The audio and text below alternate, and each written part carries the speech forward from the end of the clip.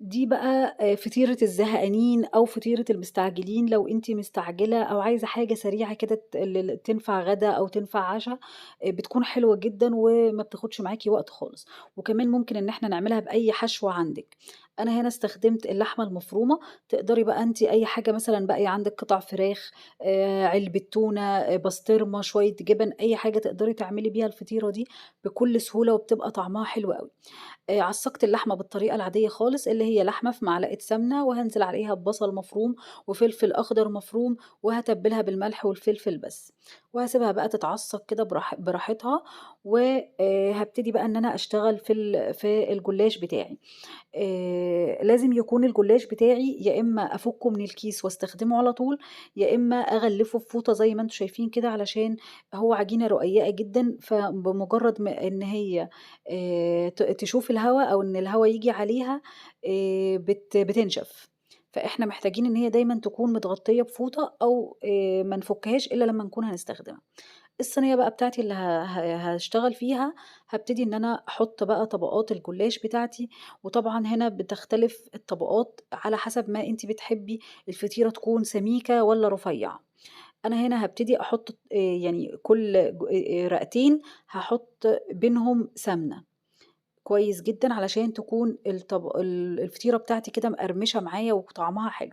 حطيت هنا 4 طبقات وطبقة كمان في النُص، يعني 5 طبقات من الجلاش، وهانزل بقى بالحشوة بتاعتي سواء كانت لحمة مفرومة أو أي حاجة أنتم تفضّلوها في النُص كده وهافردها، وهانزل عليها الجبنة الموتزاريلا.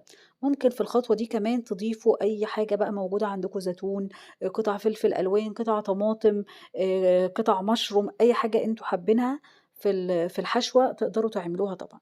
هابتدي بقى عشان كده تاخد شكل الفطيرة، فأنا هاخد الأطراف بتاعتها زي ما أنتم شايفين كده، وهاساويها كده بعد الحشوة، وطبعًا بين كل طبقة وطبقة هادهن سمنة برضه، لحد ما أخلّص كل الأطراف زي ما أنتم شايفين كده. لو أنتم أول مرّة تشوفوني فأنا ياسمين سالم ودي قناتي على اليوتيوب، يا ريت ما تنسوش تشتركوا في القناة وتفعّلوا الجرس علشان تشوفوا كل الوصفات اللي أنا باعملها. هابتدي كده أحُط بقى كده الطبقات اللي فوق، وبرضه هادهن كده بين كل طبقة وطبقة سمنة زي ما اتعودنا، وهابتدي بقى علشان الفطيرة بتاعتي بقى يبقى شكلها مضبوط، هاخد بقى جوانب الفطيرة وأنزّلها تحت خالص زي ما أنتم شايفين كده. في ناس بتقصّها كده على حسب على يعني حجم الصينية، بس أنا بصراحة بافضّل الطريقة دي، وطبعًا زي ما أنتم حابين.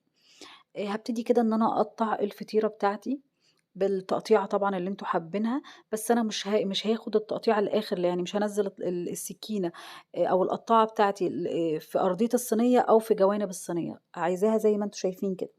طبعًا هيكون الفرن بتاعي سُخن على درجة حرارة 200، هادخّل الفطيرة بتاعتي لمدة 10 دقايق، وعلى أمّا هي تكون برضه يعني بدأت كده في السِوَى، هابتدي إن أنا أجهّز الخليط بتاعي.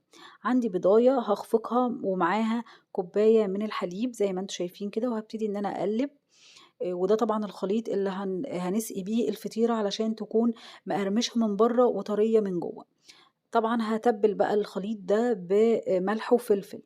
لو عايزة تضيفي بقى أي بهارات تانية عايزاها حراقة ممكن تضيفي لها شطة، ممكن تضيفي أصلًا في الحشوة قطع الفلفل أنا بس الحراق اسمها بتكون حلوة بتدلع جدًا. كده دول إضافة بقى حلوة أوي هنا بتورّق كده اوكي الجلاش بتاعي وبتخلّيه اوكي مقرمش وهش أكتر، هي أحط خلاص نُص معلقة من الbaking اه powder أو الbaking soda لو متوفر عندِك، وهابتدي كده أقلّب هاطلّع بقى الفطيرة بتاعتي بعد ما دخلت الفرن حوالي 10 دقايق، وهانزل عليها بالخليط اللي أنتم شايفينه ده.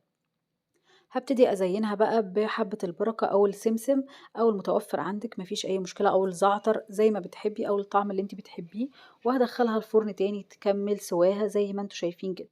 بتطلع بقى وهمية طعمها حلو أوي وما بتاخدش وقت وسهلة، وكمان حاجة جديدة يعني بعيد عن بقى إيه الطبيخ وكده كل يوم، فإحنا ممكن نعمل حاجة زي كده بتكون بجد طعمها حلو.